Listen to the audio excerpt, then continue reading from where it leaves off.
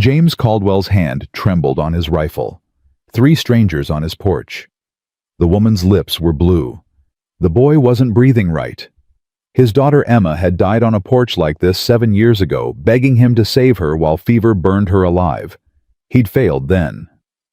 The woman's eyes opened feral and pleading. "Please," she croaked. "My babies." Jim's throat closed. He should walk away. Every instinct screamed at him to lock the door to protect the grave he'd been digging for himself for 7 years. Instead, he knelt down. Before we continue, please subscribe and ring that bell so you never miss these powerful stories. Comment below what city you're watching from. I want to see how far this story travels. Now let's begin. James Caldwell hadn't prayed in 7 years. Not since the fever took Margaret. Not since tiny Emma stopped breathing in his arms, her last word, a whispered "Papa," that still woke him screaming some nights. He'd built this ranch into a fortress after that 40 miles from the nearest town where grief was the only companion he deserved. Dawn broke bitter cold that November morning in 1878. Jim stepped onto his porch with coffee he wouldn't taste, same as every morning, and his boots stopped moving. 3 bodies huddled against his door. The rifle was in his hands before thought caught up. Drifters. Bandits, maybe. This far into Wyoming territory, you didn't take chances. His finger touched the trigger. Then he saw her face. Pale as death. Lips cracked and bleeding. Eyes closed but moving beneath the lids, dreaming or dying, he couldn't tell. A woman, maybe 30, maybe younger.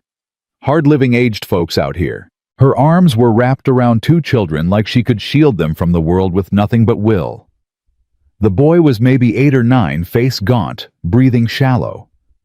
The little girl couldn't have been more than 5, her small fist clutching her mother's threadbare coat. Jim's hands started shaking. Emma had been 5. No. He said it out loud to the ghosts, to God, to whoever was listening. Not again. He should go inside, close the door. This wasn't his problem. People died out here all the time. He'd barely survived his own dying, had no business trying to save anyone else. The woman's eyes opened. They locked onto his. Not begging. Not yet. Just assessing.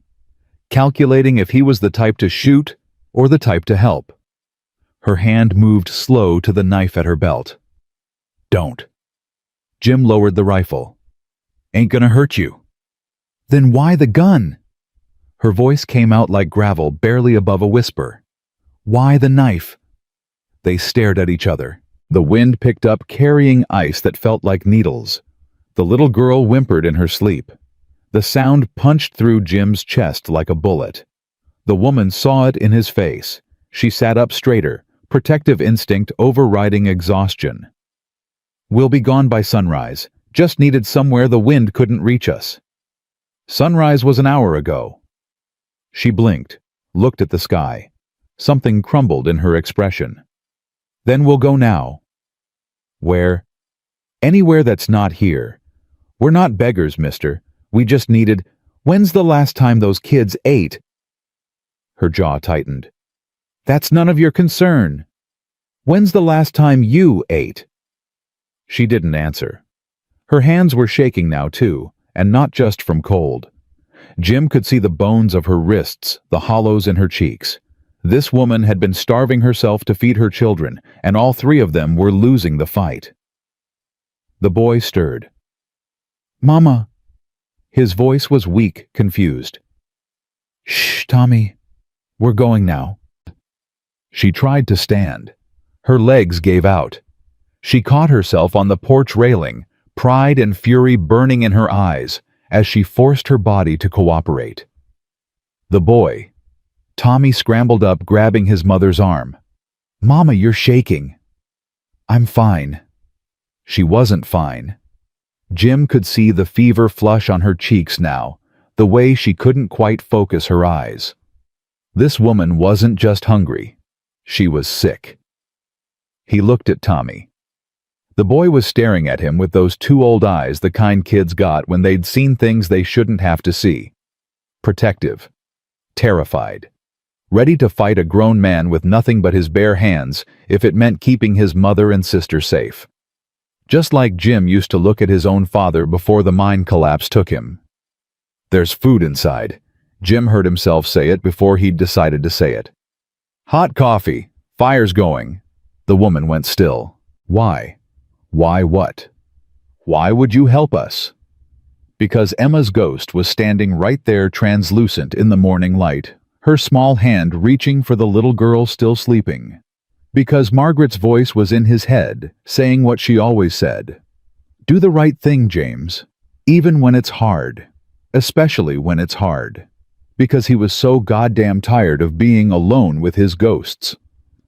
"Because it's cold," he said instead, "and I've got food going to waste." "We don't accept charity." "Good, it ain't charity. You can work for it." Her eyes narrowed. "Work how?" "Got a room needs building. Barn needs mucking. Garden needs winterizing. If you can swing a hammer or shovel shit, we'll call it even." She studied him for a long moment, looking for the lie, the trap, the ulterior motive. Jim kept his face neutral, let her look. He'd been alone so long he'd forgotten how to lie anyway. Finally she nodded. Once, sharp. "One meal, then we discuss terms."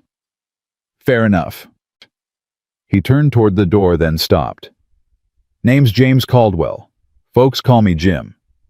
"Sarah Mitchell." She paused. "This is Thomas. That's Rose." "Ma'am." Jim tipped his hat. Then he looked at Tommy. "Son?" The boy's eyes went wide, surprised to be acknowledged. Jim remembered that too, being invisible until adults needed something from you. He held the door open. Sarah hesitated on the threshold, her survival instincts screaming at her not to trust this, not to walk into a stranger's house in the middle of nowhere. But Rose stirred again, coughing, and that decided it. She crossed the threshold. Tommy followed his hand on that knife at his belt, ready to die, protecting his mother if this went bad. Jim closed the door behind them. The warmth of the house hit them like a wall. Rose's eyes fluttered open, confused. "Mama." "Shh, baby, we're safe. Just for a little while."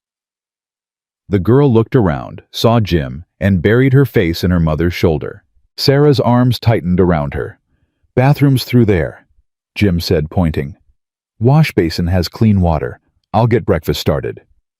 He moved to the stove, giving them space, trying not to think about the last time he'd cooked breakfast for anyone but himself. His hands found the familiar rhythm anyway. Bacon, eggs, biscuits already made from yesterday, coffee strong enough to wake the dead. Behind him, he heard quiet voices. Sarah whispering to her children. Tommy asking if it was okay. Rose saying she was hungry.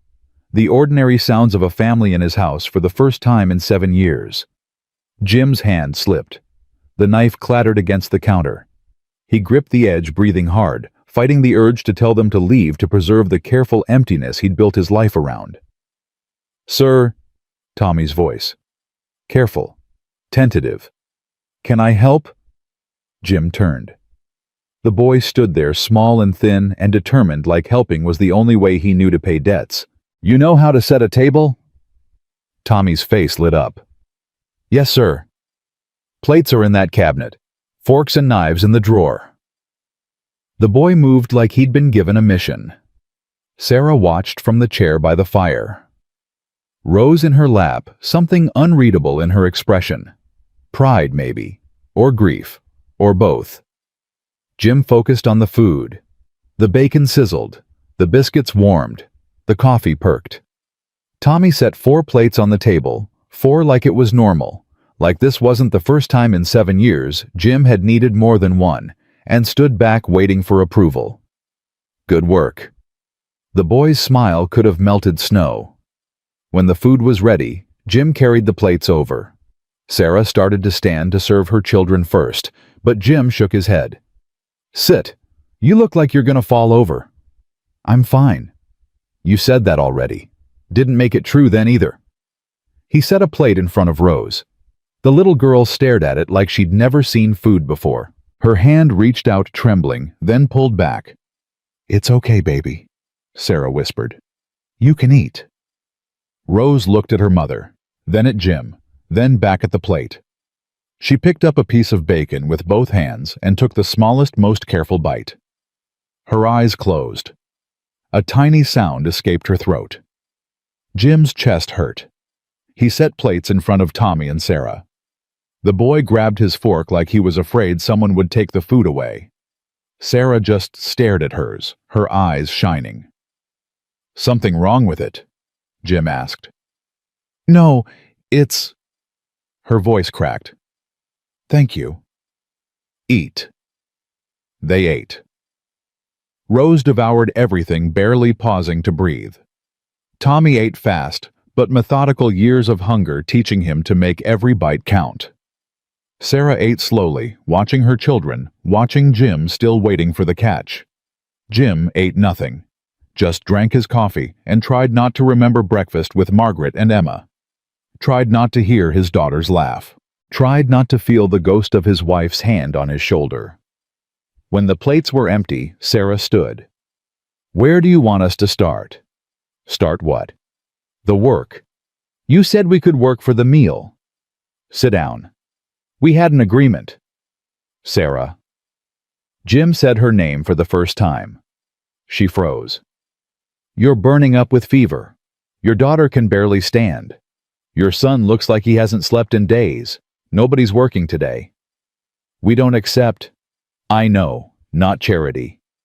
Jim refilled his coffee. "Call it an advance on future work.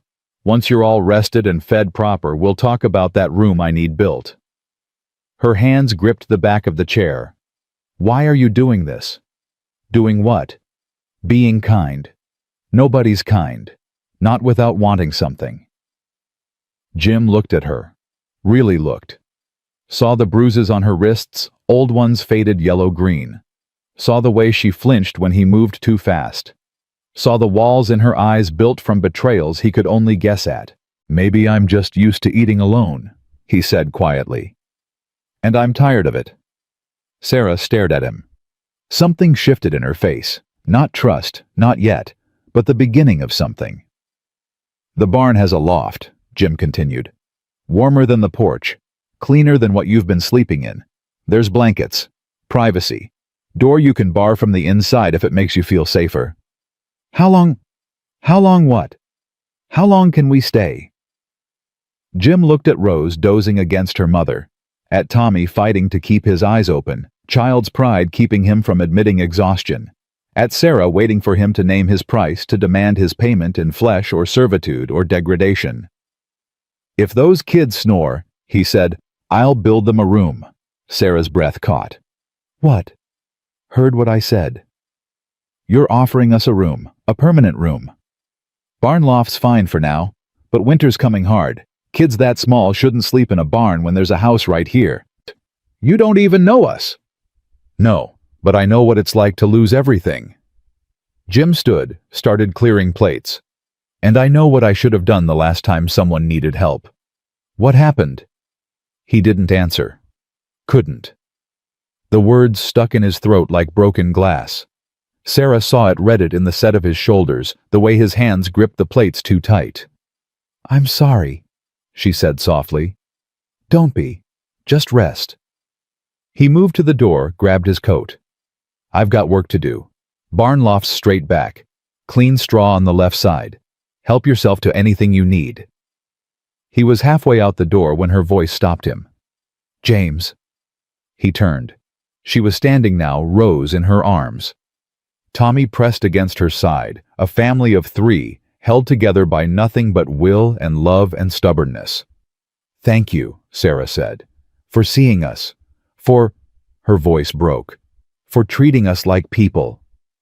Jim's throat closed up. He nodded. Once pulled his hat low and walked out before she could see the wetness in his eyes. Outside, the cold air hit him like salvation.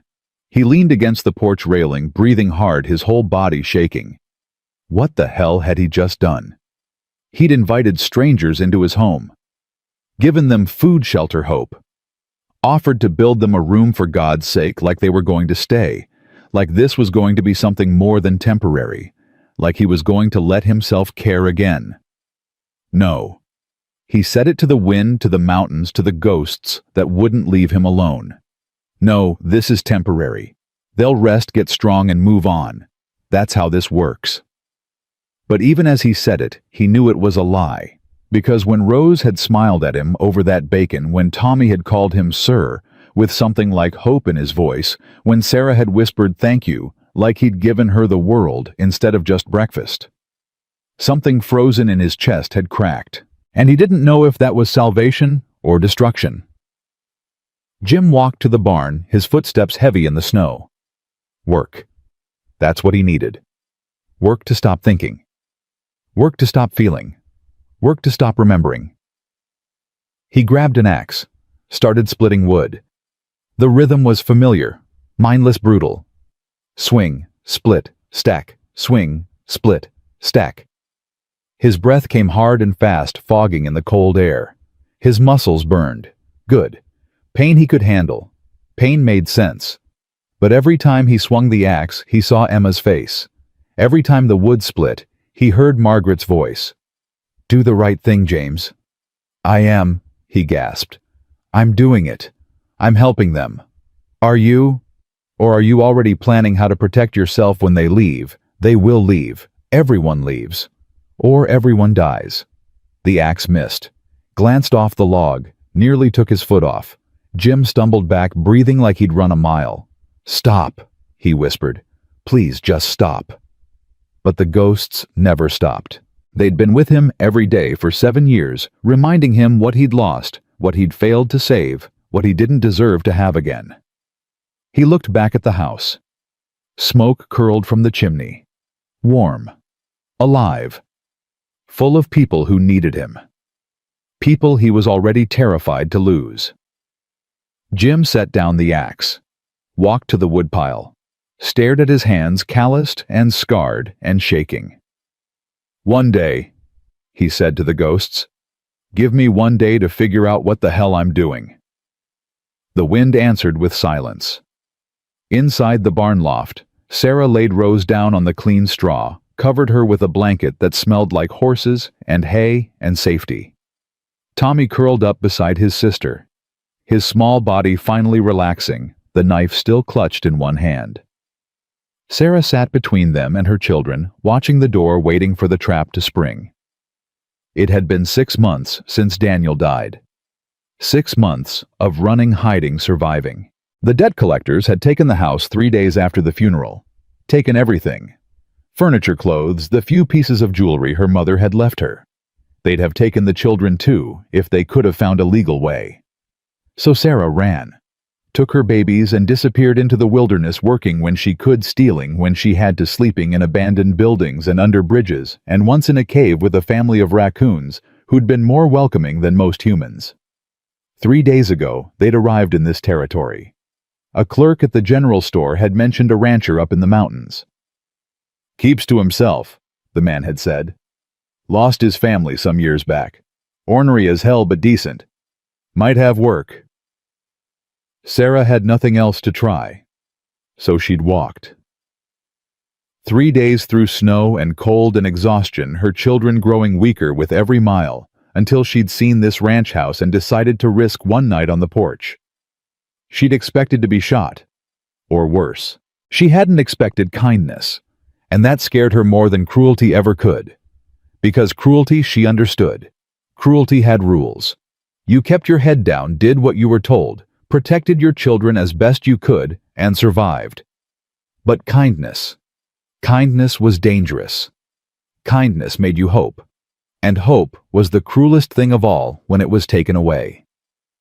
Sarah pulled the blanket tighter around her children. Rose was already asleep, her little face peaceful for the first time in months. Tommy was fighting it, his eyes drooping, his grip on the knife loosening. "Mama," he whispered. "Shh, baby. Sleep. Is he gonna hurt us?" "No." "How do you know?" Sarah looked at the barn door, at the house beyond it, at the smoke rising from the chimney. "Because," she said softly, "hurt people. Recognize hurt people. And that man in there, he's been hurting for a long time." Tommy considered this. "So he's like us. Maybe. Can we stay?" Sarah's heart broke a little. "We'll see." "But he said," "I know what he said, but people say a lot of things they don't mean. Papa used to do that." Sarah closed her eyes. Daniel. Her husband, her nightmare, her relief when he died, even though that made her a terrible person. He'd said beautiful things when he was sober, promised her the world, then drank it all away and blamed her when the world didn't appear. "Mr. Caldwell's not like your father," she said, hoping it was true. "How do you know?" "Because he offered without asking for anything back." Tommy thought about this. Then, "Mama, are we gonna be okay?" Sarah looked at her son. 9 years old and already carrying the weight of a man's responsibilities. Protecting his mother, caring for his sister, knowing when to fight and when to run. "Yeah, baby," she lied. "We're gonna be okay." Tommy's eyes finally closed. Within minutes, he was asleep, his small body relaxing, the knife finally falling from his hand. Sarah picked it up. The blade was dull, barely sharp enough to cut bread, let alone defend against a grown man. But Tommy carried it everywhere, his only weapon against a world that had tried to destroy them. She set it within reach, just in case. Then she lay down between her children, her hand on Rose's chest to feel her breathing, her other hand reaching for Tommy's, and closed her eyes. For the first time in 6 months, Sarah Mitchell slept without fear. Outside, Jim split wood until his hands bled. Inside, ghosts watched and waited. And in the space between them, something new began to grow. Something fragile. Something dangerous. Something that looked a lot like hope. 3 days passed like a fever dream Jim couldn't wake from. Sarah and the children stayed in the barn loft. Jim brought meals 3 times a day, knocked twice, left the plates by the door, and walked away before anyone could thank him. He told himself it was about giving them space. Really, it was because he couldn't handle the way Rose smiled at him, or how Tommy stood straighter when he approached, or the softness that crept into Sarah's eyes when she thought he wasn't looking. On the 4th morning, Jim found Sarah at his kitchen table. He froze in the doorway, coffee pot in hand. She'd let herself into the house, made herself at home, crossed a boundary he hadn't given her permission to cross. "Door was unlocked," she said, not apologizing. "It's always unlocked." "That's foolish. So's breaking into a man's house." "I didn't break in. I walked in." She stood, moved to the stove. "You've been bringing us food for 3 days. Time I returned the favor." "You don't owe me." "I know. Not charity. You said." She cracked eggs into a pan with the efficiency of someone who'd cooked 1,000 breakfasts. "But my children are eating you out of house and home, and I'm not the type to sit idle while a man works himself to death feeding us." Jim set down the coffee pot harder than he meant. "I'm not working myself to death." "No? Then why are your hands bleeding?" He looked down. His palms were wrapped in strips of cloth, blood seeping through. He'd split wood for 2 days straight, trying to outrun thoughts, memories, the growing ache in his chest every time he heard the children laughing in the barn. Wood needed splitting. For 2 days. Winter's coming. Winter's been coming your whole life, James. You're running from something. She flipped the eggs. Question is what? That's none of your business, I know. She slid eggs onto 2 plates, added bacon she must have found in the cold storage. But I'm making it my business, because whatever you're running from, it's gonna catch you. And when it does, I need to know if you're gonna take us down with you. Jim's jaw clenched. I would never hurt us, I know. I believe that. She set a plate in front of him. But hurt comes in more ways than fists. You pull away much further, and those kids are going to think they did something wrong. Is that what you want? I want—" His voice broke. He couldn't finish. Sarah sat down across from him, waited. "I want them to be okay," Jim finally said. "Fed, warm, safe. And then I want you to move on before I—" "Before you what?" "Before I get used to this." The words hung in the air between them. Sarah's expression softened. "Too late." "What?"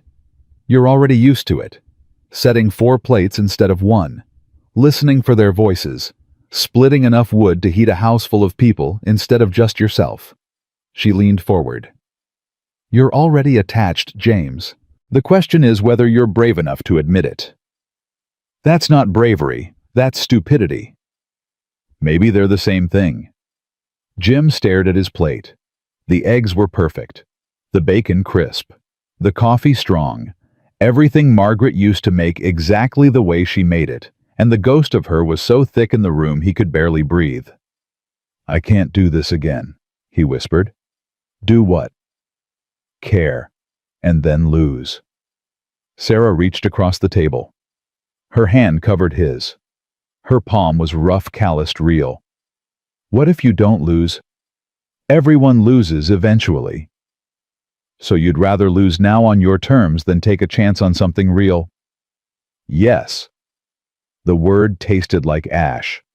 Sarah pulled her hand back, stood, started cleaning the kitchen with the same efficiency she'd cooked with. "You're a coward." Jim's head snapped up. "Excuse me." "You heard me. You're hiding behind grief like it's armor, using your dead wife and daughter as an excuse not to live." She turned, met his eyes. "And I get it. Believe me, I get it. But you don't get to make that choice for my children." "I'm not—" "You offered us a room. You said if they snored, you'd build it. Well, they snore. Every night. Like little chainsaws. So either you meant it or you didn't." Jim stood. His chair scraped against the floor. "You think I don't mean it?" "I think you're terrified to mean it." "You don't know what you're talking about." "Don't I?" Sarah moved closer. She was small, barely came up to his shoulder, but she moved like she could take up the whole room. "My husband beat me for 2 years, told me I was worthless, that I deserved it, that no one would ever want me or my children. And when he died, you know what I felt." Jim didn't answer. Relief. Pure, terrible relief. And then guilt for feeling relieved. And then anger that I wasted 2 years of my life being grateful for the days he didn't hit me instead of demanding better. Her voice shook. "So don't tell me I don't understand fear. I lived with it every single day. But I'm done running from it. The question is, are you?" Jim's hands curled into fists. "I'm not running." "Then prove it. Build the room." They stood there, 3 feet apart, breathing hard, the ghosts of their dead standing between them like witnesses. Finally, Jim nodded. Once. Sharp. "Get me the measuring tape." Sarah's face lit up. "Where is it?" "Workshop. Left wall. Can't miss it." She was out the door before he could change his mind. Jim stood alone in his kitchen, his dead wife's ghost sitting in the chair by the fire, watching him with those sad, knowing eyes. "I know," he said to her. "I know this is insane."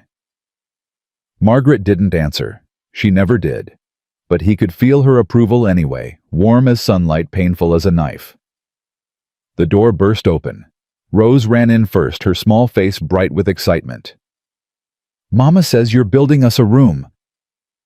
Jim's heart stopped. Can it have a window? I love windows. And can Tommy and me share it, or do we get our own rooms?" "Mama said we have to share, but maybe—" Rose. Sarah appeared in the doorway, slightly out of breath. Let the man breathe. But Rose was already at his side, her small hand grabbing his. "Will you really build it? Promise?" Jim looked down at her. 5 years old, Emma's age when she died. Same dark hair, same bright eyes, same absolute faith that adults could fix anything if they just tried hard enough. Yeah, little one, he heard himself say. I promise. Rose threw her arms around his waist. The hug hit him like buckshot. He stood there frozen, his hands hovering over her small shoulders, not sure what to do, how to respond, whether he was allowed to hug back. Sarah's eyes were shining. She nodded. Permission granted. Jim's hands came down, rested on Rose's head, patted her hair awkwardly. The little girl squeezed tighter. Thank you, she whispered into his shirt. Jim's throat closed up. He couldn't speak, could barely breathe.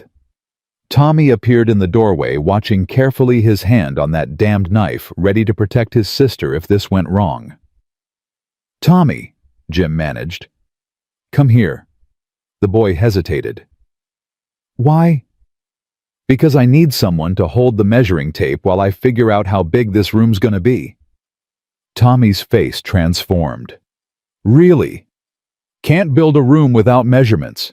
You man enough for the job. Yes, sir. Tommy crossed the room, stood at attention like a soldier. Jim almost smiled. Good. Let's get to work.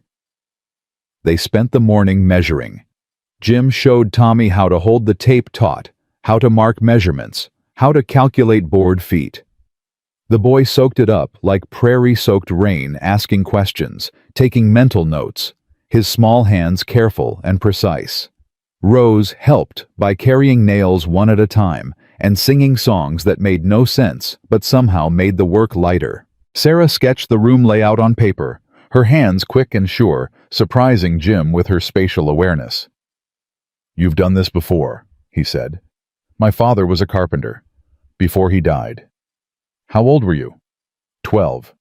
She didn't elaborate, didn't need to. 12 years old and orphaned. Jim could fill in the rest. By noon, they had a plan.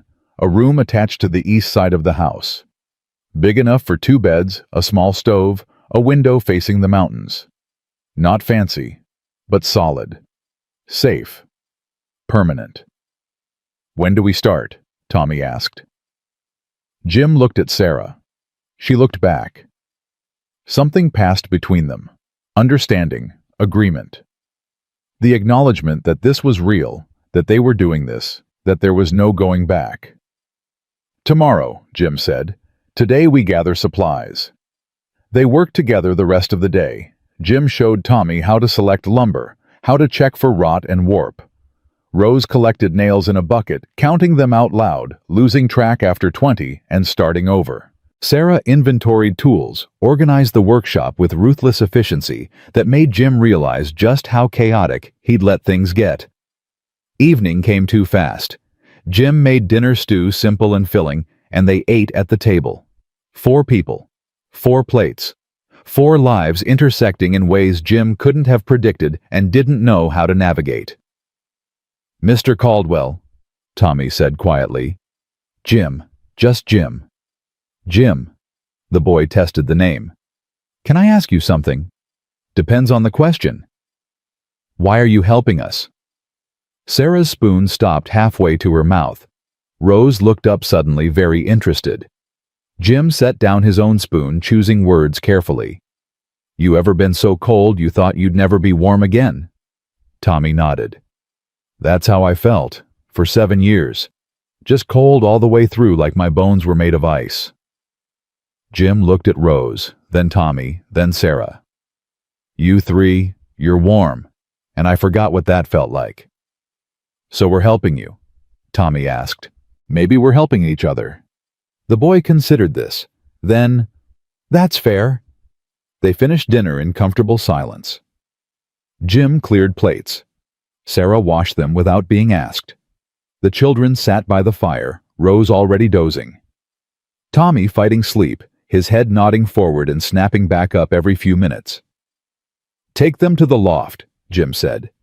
Get them settled. I'll bank the fire. Sarah nodded, started to gather her children, then stopped. James. He looked up. Thank you. For today. For all of it. We haven't even started building yet. I'm not talking about the room. She left before he could respond. Jim stood alone in his kitchen, the warmth of the fire at his back, the sound of Sarah's voice drifting from the barn as she sang her children to sleep. He walked to the window, looked out at the mountains dark against the star-filled sky. Margaret used to stand here, would rest her head against his shoulder and say, "This is enough, this moment, this life, us." "I know," Jim whispered. "I know I should let them in, but I'm so scared." The wind picked up, moved through the trees like breathing, like an answer. Jim touched the window glass, cold, real, present. "Okay," he said to Margaret's ghost. "Okay, I'll try." That night he dreamed of Emma. She was 5 years old, running through a meadow laughing. Margaret chased her, young and healthy and alive. They were playing a game, something simple and joyful. Jim tried to call out to them, but no sound came. Then Emma stopped, turned, looked right at him. "Papa, why are you just watching? I don't know how to do anything else." "Yes, you do." She held out her hand. "You just forgot." Jim tried to move. His feet were rooted to the ground. "I can't." "You can." Margaret appeared beside Emma, her hand on their daughter's shoulder. "You just have to choose to." "What if I fail again? What if you don't?" Jim woke up gasping. Moonlight streamed through the window. The house was silent. He sat up, his heart pounding, Margaret's voice still echoing in his ears. "What if you don't?" He got up, pulled on pants and a shirt, walked outside barefoot, not caring about the cold. The barn was dark, except for a soft glow from the loft. Someone was awake. Jim climbed the ladder quietly, found Sarah sitting in the doorway of the loft, wrapped in a blanket, staring at the stars. She didn't turn when he approached. "Couldn't sleep?" she asked. "Bad dreams?" "I get those too." Jim sat beside her, not too close, leaving space. They sat in silence for a while, breathing cold air, watching stars wheel overhead.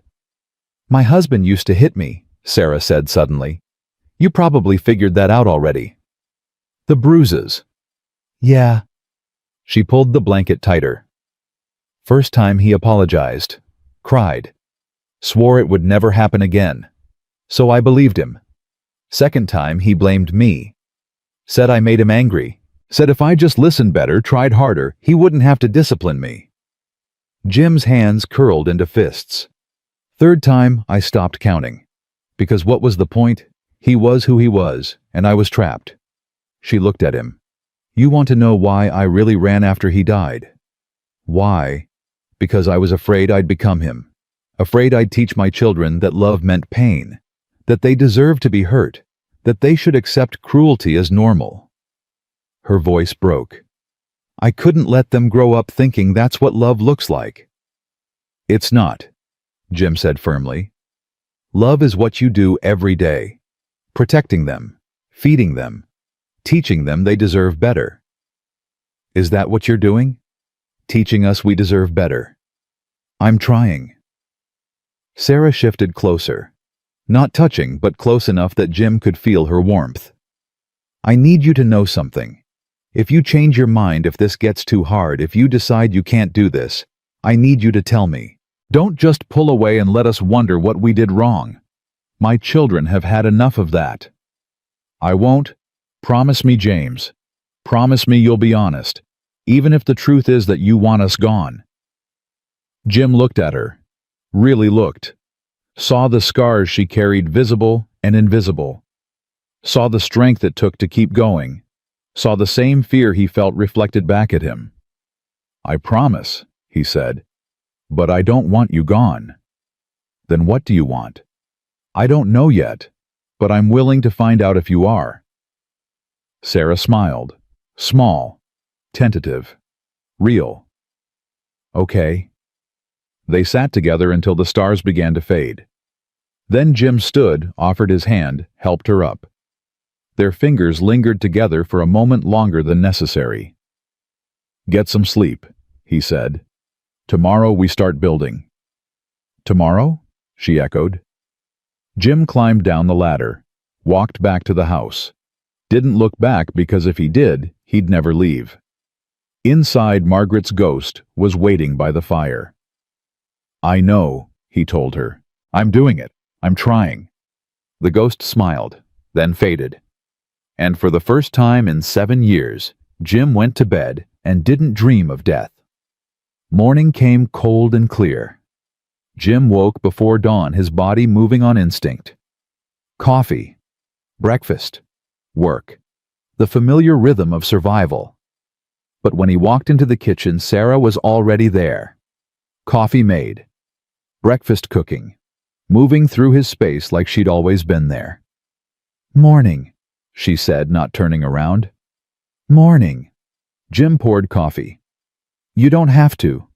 "I know, but I want to." She slid eggs onto plates.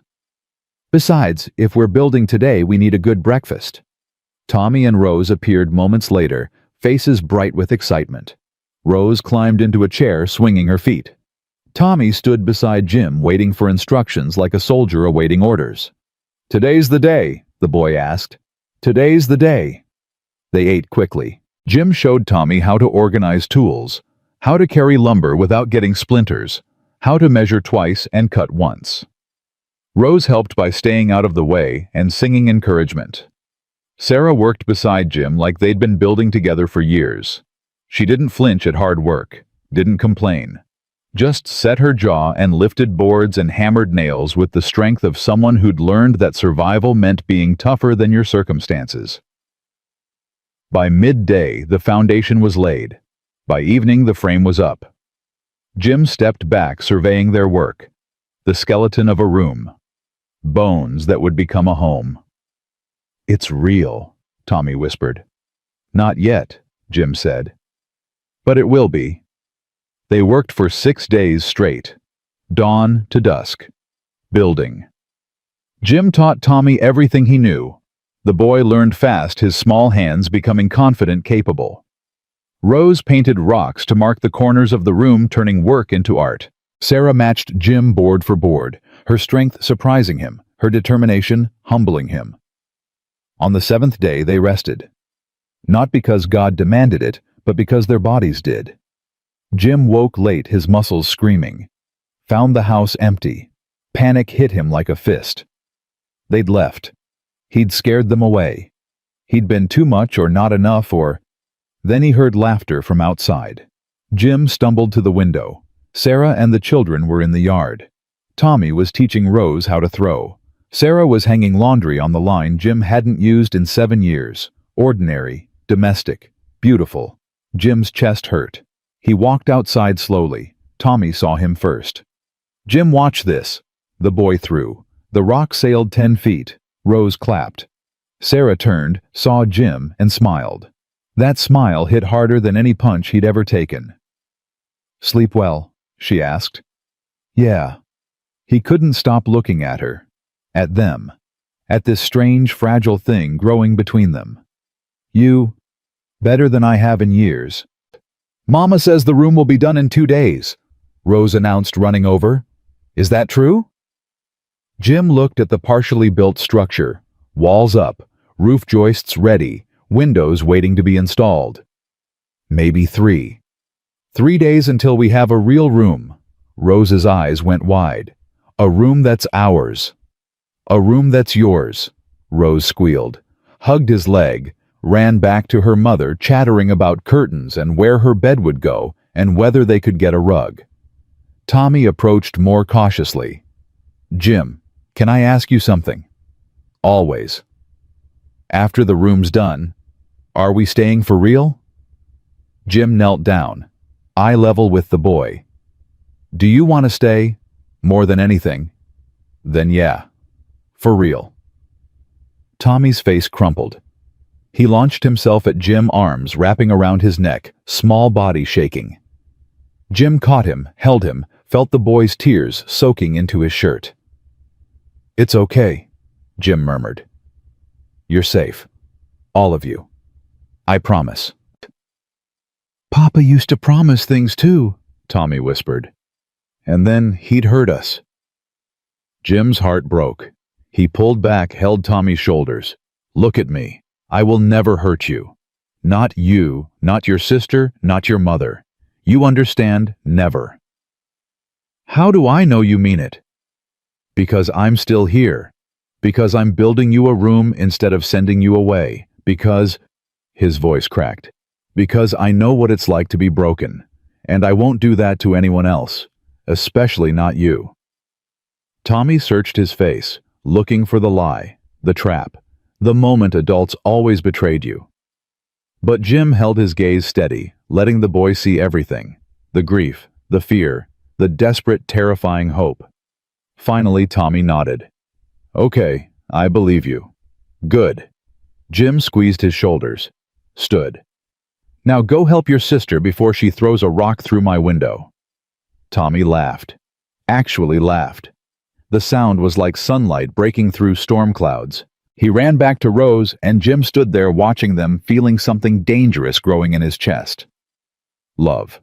He was falling in love with these people, with this makeshift family, with the idea that maybe, just maybe, he deserved a second chance. You're smiling, Sarah said, appearing beside him. Am I? It's a good look on you. Jim turned to her. They stood closer than was proper, breathing the same cold air. Sarah, I need to tell you something.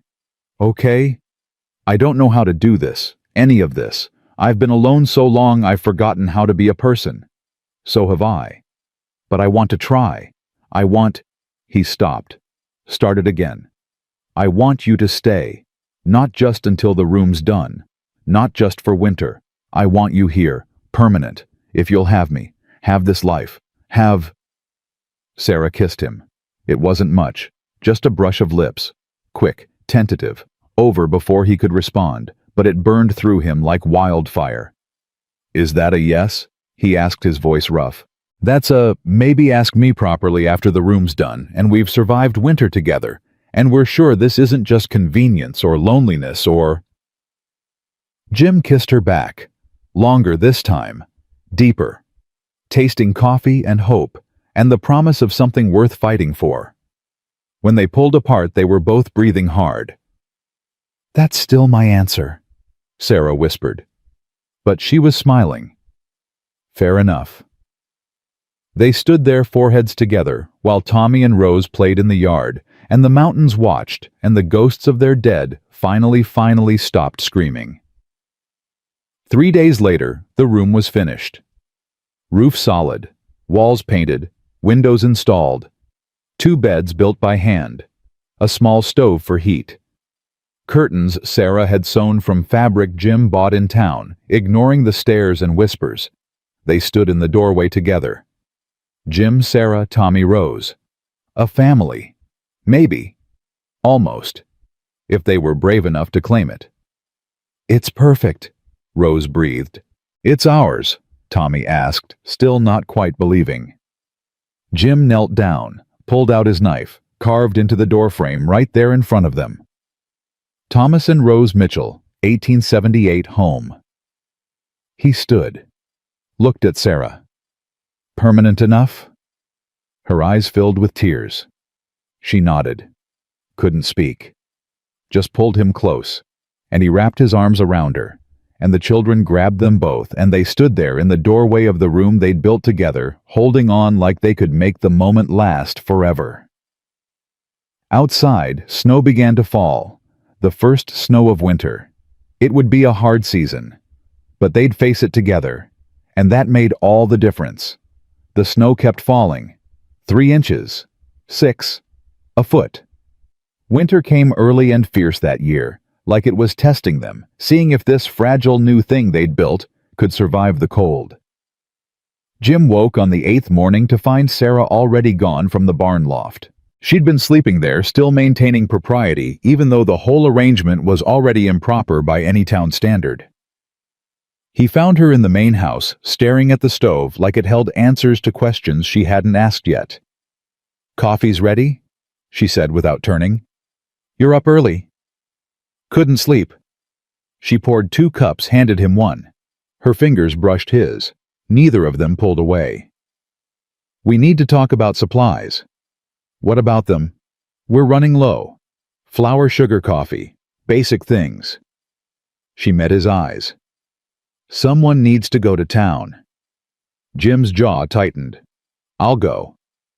They'll ask questions. Let them. Jim. Sarah set down her cup. You know what they'll say, what they'll think. An unmarried woman living with an unmarried man, children involved. The town won't. I don't give a damn what the town thinks. Maybe you should. Her voice was quiet, but firm. Because if they decide we're immoral, they can take my children. The law's on their side, not ours. Jim's hands curled into fists.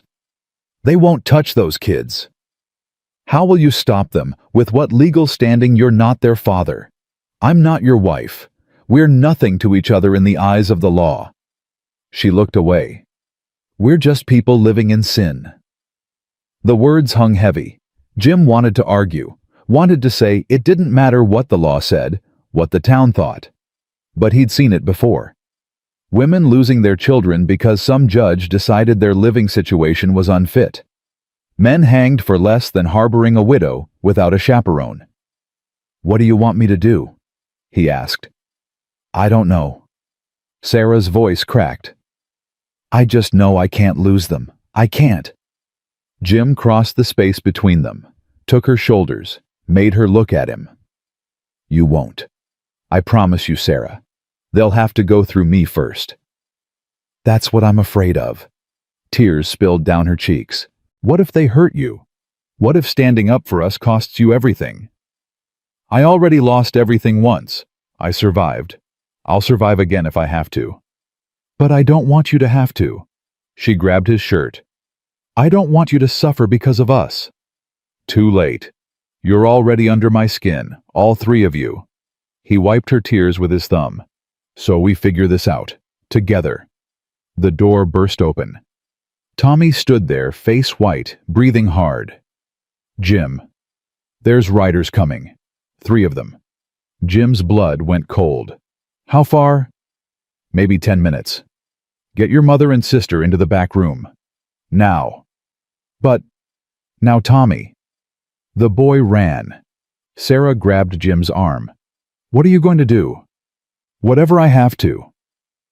He moved to the door, grabbed his rifle from above the frame. Checked the chamber. 6 rounds. He hoped he wouldn't need them. James. Sarah's voice stopped him. Don't do anything stupid. Define stupid. Getting killed for us. He looked back at her, memorized her face just in case. Go. Keep the children quiet. Don't come out until I say. She nodded, disappeared into the back. Jim heard the soft sounds of her gathering the children, her voice low and soothing. Then silence. Jim walked onto the porch. The riders appeared through the snow like ghosts. 3 of them, just like Tommy said. Jim recognized them immediately. Martha Blackwood rode in front, sitting her horse like a queen surveying a conquered kingdom. Beside her was Silas Thornton, the town clerk who'd proposed to Sarah. Behind them, Sheriff Edmund Price, hand resting on his pistol. They stopped 20 feet from the porch. Martha spoke first. Mr. Caldwell, we need to have a conversation. About what? About the situation you've created here. She looked at the house, the barn, the fresh lumber of the new room. We've heard disturbing reports. A woman and children living on your property. No marriage, no chaperone. It's caused quite the scandal. Nobody's business but mine. That's where you're wrong. Silas leaned forward in his saddle. When children are involved, it becomes the community's business. Their moral welfare must be considered. Their moral welfare. Jim's voice was dangerously quiet. They were starving when they got here. Dying. You want to talk about morality? Where were you good Christian folks when this woman was walking 3 days through snow with nothing but the clothes on her back? Martha's face hardened. We can't help those we don't know about. But you know now, and instead of offering help, you're offering judgment. We're offering a solution. Silas dismounted. Mrs. Mitchell can marry me, properly. The children will have a father, a proper home. Everything made respectable. She doesn't want to marry you. How do you know? Have you asked her? I don't need to. I've seen the way she looks when you're mentioned. Silas's face flushed. You're keeping her here against her will. That's a lie. Is it? Martha joined in. A woman alone, desperate, no resources. You offer shelter in exchange for what exactly? Her body? Her children's labor? Jim's grip tightened on the rifle. Watch your mouth, or what you'll shoot us. Sheriff Price spoke for the first time. That'd just prove you're the kind of man we think you are. And what kind is that? The kind who takes advantage of desperate women. The door opened behind Jim. Sarah stepped out, children flanking her. Jim's heart sank. He'd told her to stay inside. That's enough. Her voice cut through the cold air like steel. Mr. Caldwell has done nothing but show us kindness. He's fed us, sheltered us, built my children a room. He's asked for nothing in return. Nothing. Martha's eyebrow arched. And where exactly do you sleep, Mrs. Mitchell?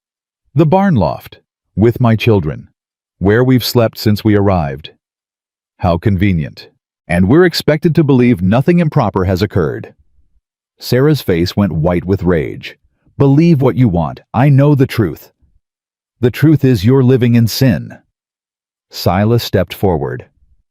My offer still stands. Marry me. Save yourself and your children from this shame. I'd rather die. The words rang out clear and final. Silas recoiled like he'd been slapped. Martha's face twisted with something ugly. Then perhaps your children should be placed somewhere more appropriate, she said. A Christian household, somewhere their moral education won't be corrupted. Tommy grabbed his mother's hand. Rose started crying. Sarah went rigid. You're not taking my children. That's not your decision to make. Sheriff Price dismounted. I've got papers here, signed by Judge Morrison. Gives us authority to remove children from unfit living situations. He pulled folded documents from his coat. Jim's vision went red. Those papers aren't worth the ink they're printed on. They're legal and binding. On whose word a bitter widow and a rejected suitor? Jim stepped forward. This isn't about the children's welfare. This is revenge, pure and simple. Mind your place, Caldwell. The sheriff's hand dropped to his gun. This doesn't concern you. Everything on this land concerns me. You have no legal claim to these people. Then I'll make one. The words were out before Jim could stop them. He turned to Sarah. Marry me. Silence, complete and absolute. Sarah stared at him, mouth open. The children looked between them. Martha made a sound of disgust. What? Sarah whispered. Marry me. Right now. In front of witnesses. Jim looked at the sheriff. That satisfy your legal concerns. You can't just... Martha started. Why not? You want her married. I'm proposing. Sheriff here can officiate. It's legal in the territory. This is insane, Silas said. You barely know each other.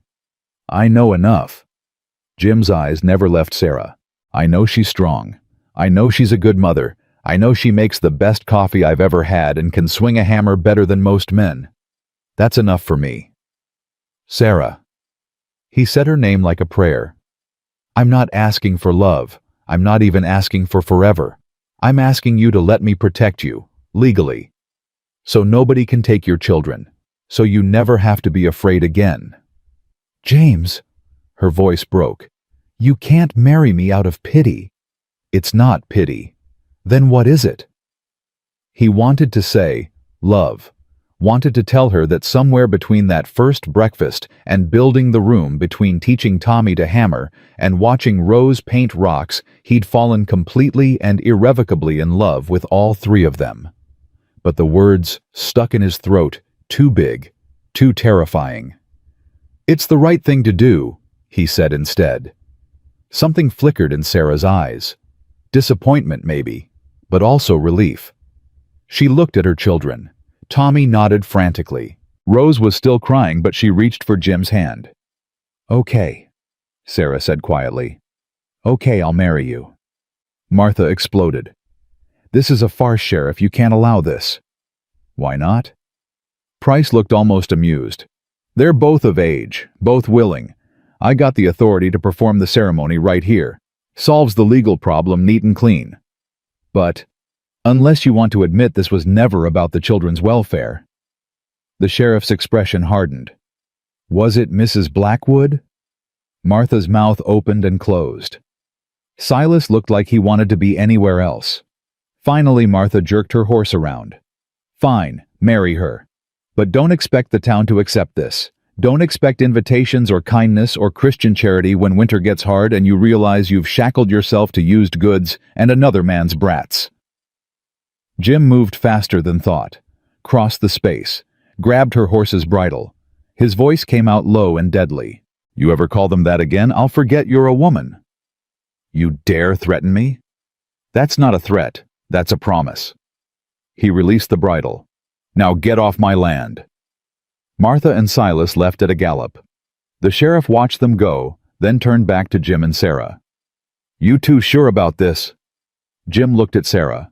She looked back. They were standing at the edge of a cliff about to jump, no idea if there was water below or rocks. Yeah, Jim said. We're sure. All right then. Price pulled out a small prayer book. Let's make this legal. The ceremony took 5 minutes. No flowers, no music, no celebration.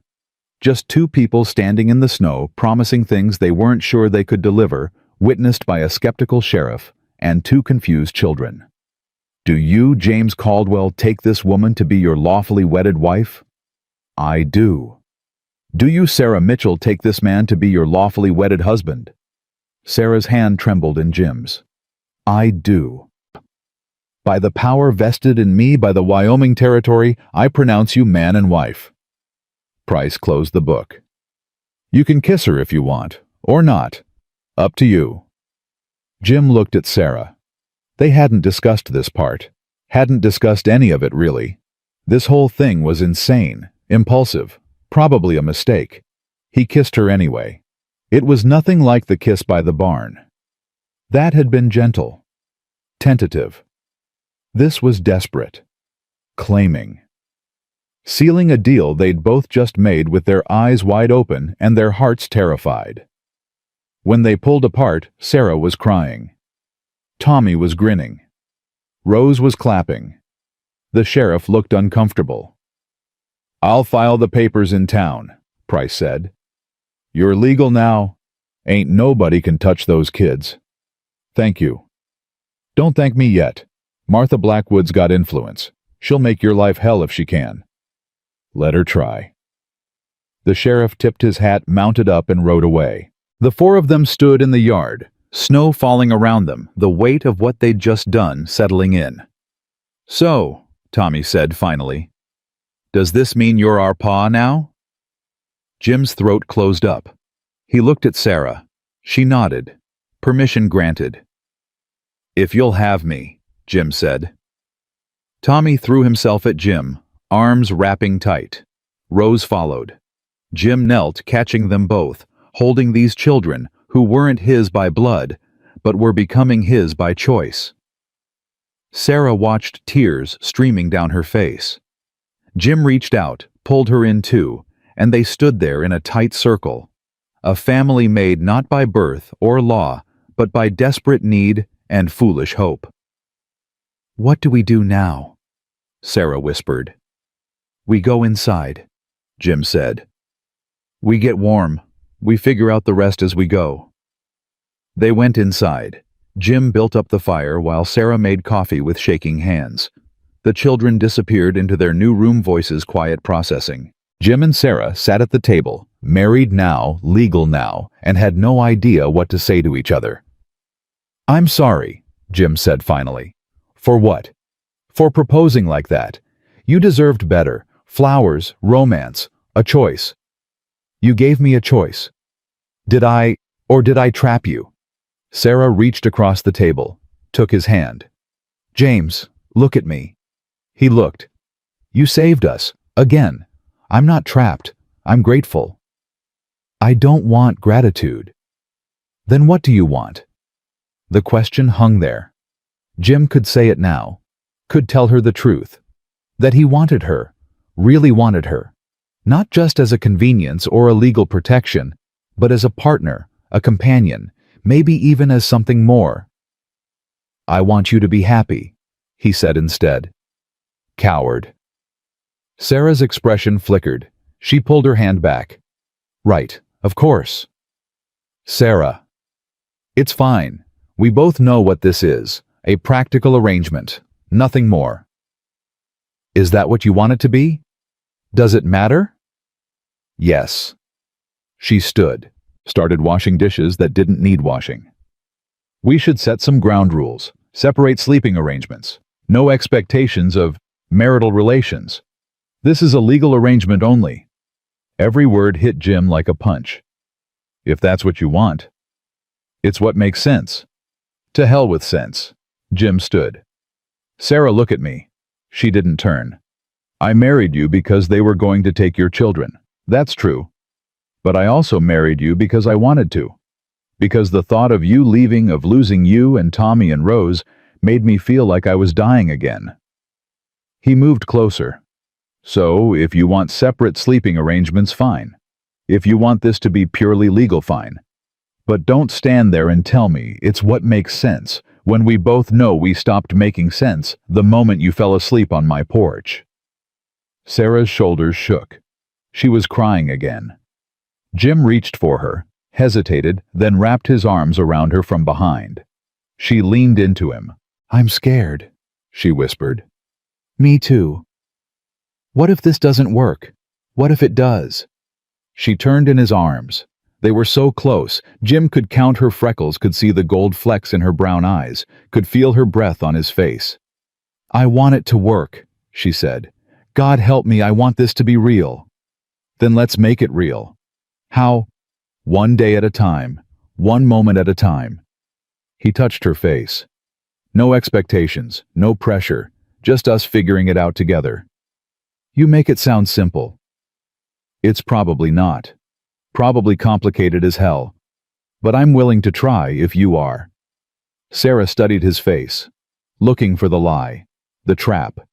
The moment he'd reveal this was all just pity or obligation. But Jim had nothing left to hide. He was raw and exposed and terrified, and he let her see all of it. Okay, she said finally. We try. They sealed it with a kiss. Slower this time, gentler. A promise instead of a claim. The children emerged from their room. Tommy looked between them. Are you fighting? No, Sarah said. We're figuring things out. Does that mean Jim's really our pa? Jim knelt down. Do you want me to be? Tommy nodded so hard his whole body moved. Rose climbed onto Jim's back. Papa. She tested the word. Papa, Papa, Papa. Jim's vision blurred. These children, this woman, this life he'd stumbled into by accident and was now choosing on purpose. Yeah, little one, he said. I'm your papa now. That night they had their first dinner as a married family. It was simple, stew and bread. But it felt significant. Tommy said grace, stumbling over the words, but meaning every one. Rose fell asleep at the table. Jim carried her to bed, tucked her in, felt his heart crack open when she mumbled, "Love you, Papa," in her sleep. Sarah stood in the doorway watching. When Jim turned, he found her crying again. Happy tears, she said before he could ask. For once, happy tears. They put Tommy to bed next. The boy fought sleep, afraid if he closed his eyes, all of this would disappear. Jim sat on the edge of his bed. It's real, son. We're not going anywhere. Promise. Promise. Even when I'm bad, even when I mess up. Jim's heart broke. Especially then. Tommy's eyes closed. Within minutes, he was asleep. Jim and Sarah stood in the doorway of the children's room, watching them breathe alive and safe in theirs. Where do we sleep? Sarah asked quietly. Jim had been wondering the same thing. They were married now. Legally, she could sleep in his bed. But he'd promised no expectations, no pressure. "You can have my bed," he said. "I'll take the floor." "That's ridiculous." "It's fine." "James." She turned to face him. "We're adults. We can share a bed without... You sure?" "No. But I'm tired of being afraid of everything." They prepared for bed in awkward silence. Jim gave Sarah privacy to change. When he returned, she was under the covers on the far edge of the bed, wrapped so tight she might as well have been in a cocoon. Jim climbed in on his side, left 3 feet of space between them. They lay there in the dark, both rigid, both aware of every breath, every movement. "This is weird," Sarah said. "Yeah." "Are we going to do this every night?" "Probably gets less weird." "Or more weird." Despite everything, Jim laughed. Sarah joined in. The tension broke. They lay there giggling like children until their sides hurt. "We're ridiculous," Sarah said. "Completely." The laughter faded. Silence settled. Jim could hear her breathing, could feel the warmth of her body even across the distance. His hand rested on the bed between them. Sarah's hand moved, inched across the space, found his, their fingers laced together. "Good night, husband," she whispered. Jim's chest tightened. "Good night, wife." They fell asleep like that, holding hands, not touching otherwise. 2 people learning how to be close again after years of isolation and pain. Outside, the snow kept falling. Inside, the fire burned low. And for the first time in 7 years, Jim Caldwell slept through the night without nightmares. He dreamed of Margaret. She stood in a meadow filled with wildflowers, Emma beside her, both of them translucent in the golden light.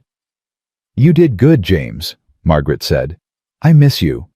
"I know, but it's time to let go." "I don't know how." "Yes, you do." She smiled. "You're already doing it." Emma waved. "Bye, Papa. Love you." "I love you too, baby girl." They faded. Not gone exactly, just at peace. Jim woke with tears on his face and Sarah's hand still in his. She was awake watching him. "Bad dream." "No," he said.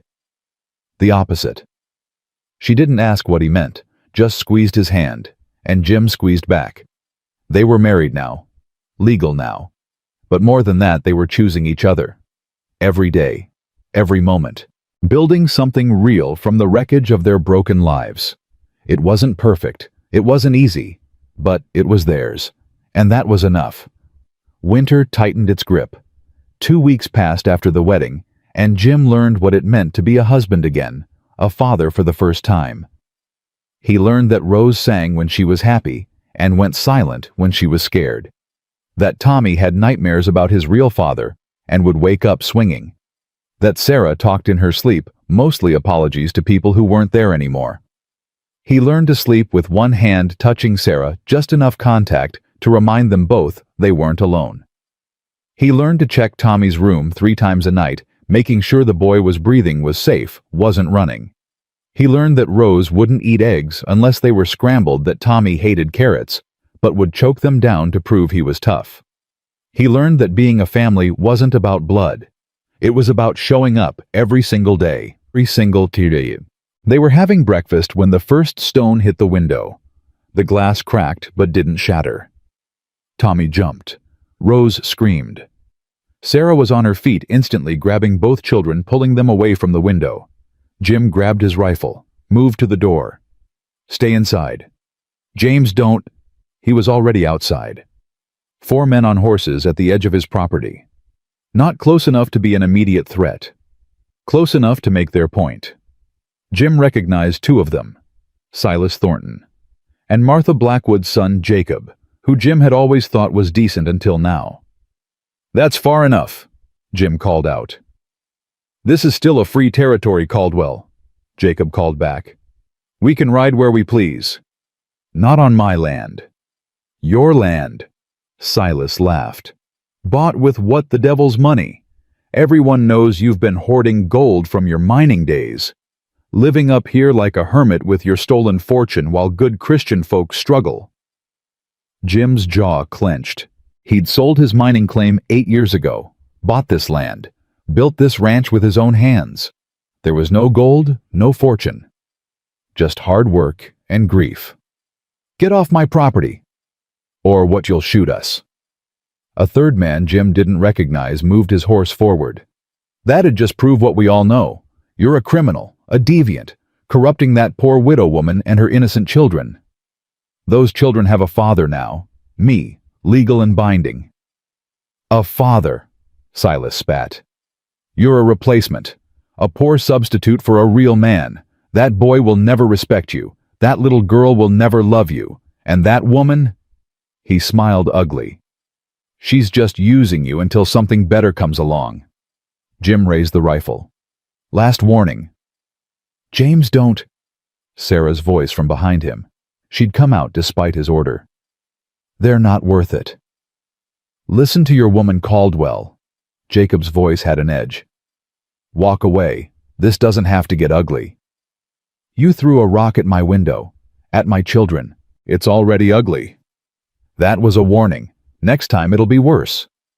"There won't be a next time." "You sure about that?" The fourth rider moved forward. Jim saw his face and his blood went cold. Billy Crawford, a known troublemaker, a man who'd spent 3 months in jail for beating a saloon girl half to death. "You brought Crawford." Jim looked at Jacob. "Your mother know you're riding with scum." "My mother knows we're protecting the town's moral fiber. By terrorizing a family. By sending a message." Billy's grin showed missing teeth. "You ain't welcome here, Caldwell. Neither is your whore wife or her bastard children." Jim fired. The bullet kicked up dirt 6 inches from Billy's horse. The animal reared. Billy nearly fell off cursing. "Next one goes through you," Jim said calmly. The 4 men exchanged glances.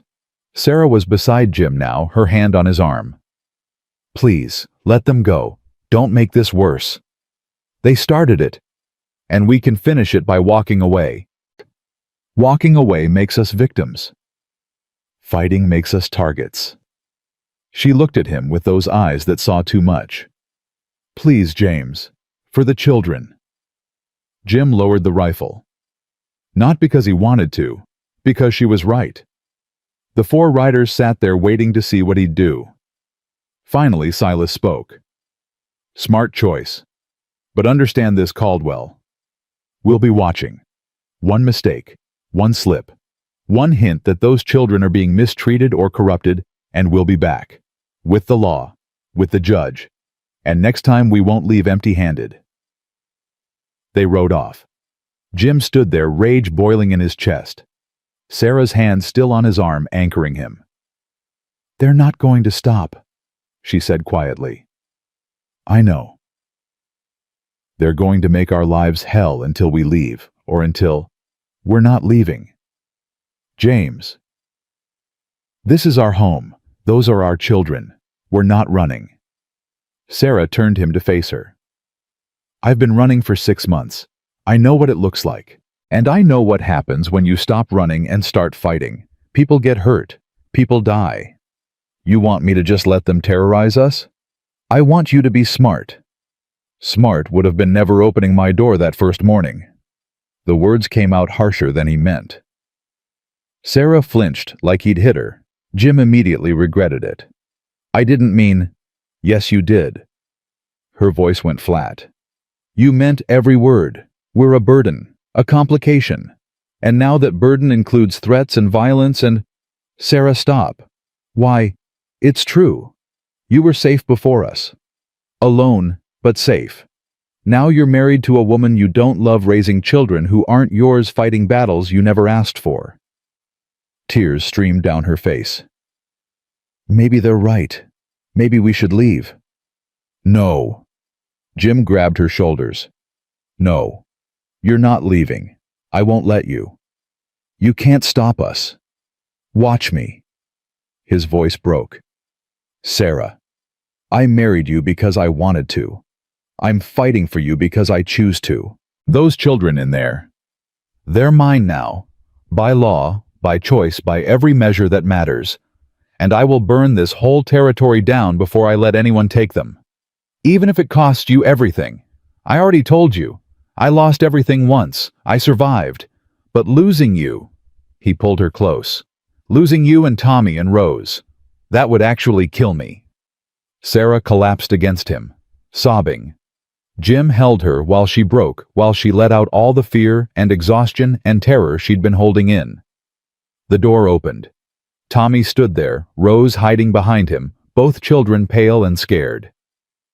"Are they coming back?" Tommy asked. Jim looked at his son. His son. When had that happened? When had this boy become his in more than just legal paper? Maybe, probably, but it doesn't matter. Why not? Because we're stronger than they are. How do you know? Because we have something worth fighting for. They just have hate. Jim held out his arm. Tommy ran to him. Rose followed. They stood there in a tight circle, Sarah crying. The children scared Jim, holding them all together through sheer will. "What do we do?" Tommy whispered. "We keep living. We don't let them make us afraid. We don't let them win." "But what if they come back with guns? What if they hurt Mama or Rose or—" "They won't get the chance." Jim's voice was steel. "I promise you, son, I will die before I let anyone hurt this family." Tommy looked up at him. "Papa, I don't want you to die." The word hit Jim like lightning. Papa, not Jim, not Mr. Caldwell. Papa, like it was the most natural thing in the world. "I'm not planning on it, kid." Jim ruffled his hair. "But I need you to do something for me." "What?" "I need you to be brave. Can you do that?" Tommy nodded, his small jaw set. "I can be brave." "Good. Because your sister needs you. Your mama needs you. And I need you." "What about you?" "Who do you need?" Jim looked at Sarah. She looked back. "I have everyone I need right here." They went inside. Jim barred the door, checked the windows, loaded extra weapons. Sarah kept the children occupied, reading to them, playing games, pretending everything was normal. But Jim saw the fear in her eyes every time a branch snapped or the wind howled. That night, Tommy's nightmares came back. Jim woke to the sound of screaming. He was in the boys' room before full consciousness caught up. Tommy was thrashing, fighting invisible attackers, crying for his mother. "Tommy! Tommy, wake up! You're safe! I've got you!" Tommy's eyes flew open, wild, terrified. He swung. His fist connected with Jim's jaw. Jim took it, didn't flinch, just held the boy while he fought. "It's me. It's Papa. You're safe." Slowly, Tommy stopped fighting. Recognition filtered through the panic. "Papa?" "Yeah, son. I'm here." Tommy grabbed him. Held on like Jim was the only solid thing in a drowning world. "He was here. My real father. He was hurting Mama again, and I couldn't stop him, and he's gone. He can't hurt anyone anymore. But those men today, they wanted to hurt us. I know. What if they come back? What if they're like him? What if— Then I'll stop them." Jim pulled back, looked Tommy in the eye. "Listen to me. Your father hurt you because he was weak, because he was a coward who only felt strong when he was hurting people smaller than him. I'm not like that. You understand, I will never hurt you, and I will never let anyone else hurt you either. You promise?" "On my life." Tommy studied his face, looking for the lie, the crack, the moment adults always showed you they couldn't be trusted. But Jim held his gaze steady, letting the boy see everything. "Okay," Tommy whispered. "I believe you." Sarah appeared in the doorway.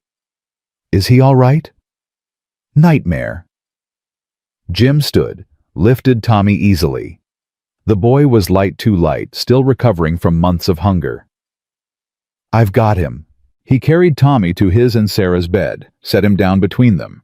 Rose woke up confused, and Sarah brought her too. All four of them in one bed, the children between them, a family huddled together against the dark. Tell us a story, Papa, Rose said sleepily. What kind of story? A happy one. Jim looked at Sarah. She nodded. So Jim told them about Margaret and Emma. Not the death, not the grief, the good parts, the laughter, the love, the ordinary moments that made life worth living. Did you love them? Tommy asked. More than anything. Do you still? Always will? Does that mean you can't love us? Jim's breath caught. Sarah's hand found his across the children's bodies. No, son. That's not how love works. Love doesn't run out. It just grows. Makes room for more. So you love us and them? Yeah, I do. Tommy considered this. Then, good. Because I love you too. Rose echoed it. Love you, Papa. Jim's vision blurred. He looked at Sarah. She was crying again. Happy tears this time. Love you too, little ones, he managed. So much it scares me. They fell asleep like that.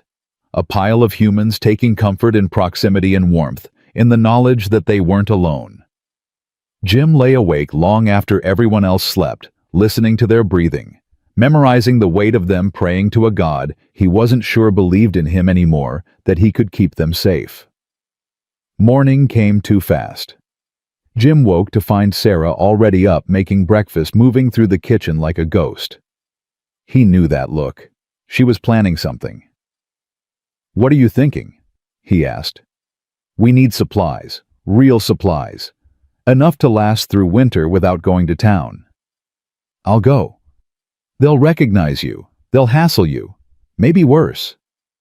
So, what do you suggest? Sarah turned. I go. Absolutely not. James. You think I'm sending you into town after yesterday? After they called you? He couldn't repeat the words. They made him too angry. They called me worse when Daniel was alive. I survived then. I'll survive now.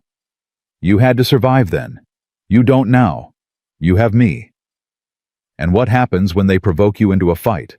When you end up arrested or shot, and I'm left alone with 2 children and no protection? She moved closer.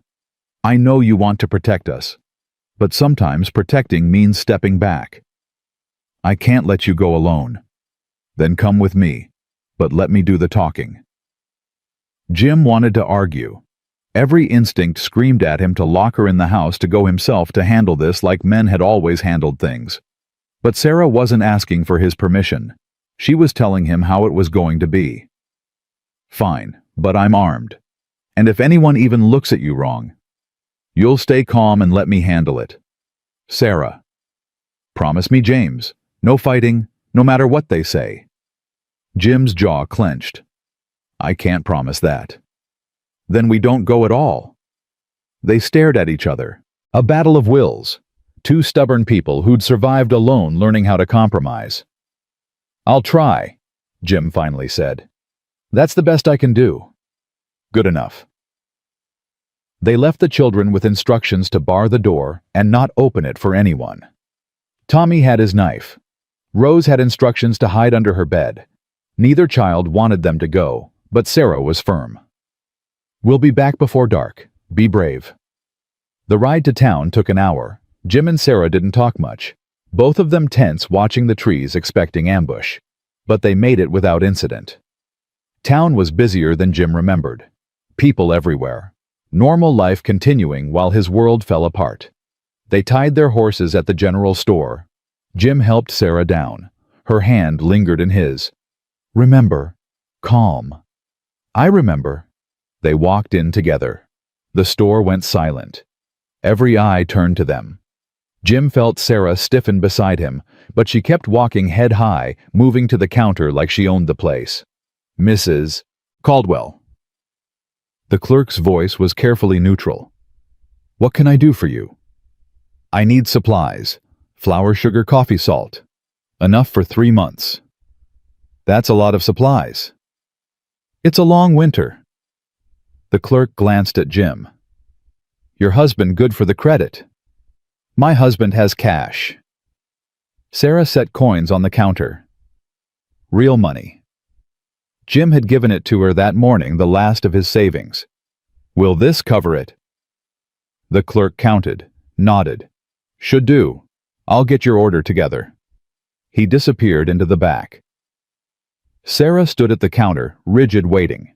Jim stood beside her, hyper-aware of every person in the store, every whisper, every stare. Well, well. Martha Blackwood's voice cut through the silence. If it isn't the blushing bride. Sarah didn't turn. Mrs. Blackwood. I must say you move fast. From destitute widow to married woman in a matter of weeks. Quite the accomplishment. I'm a lucky woman. Lucky, is that what we're calling it?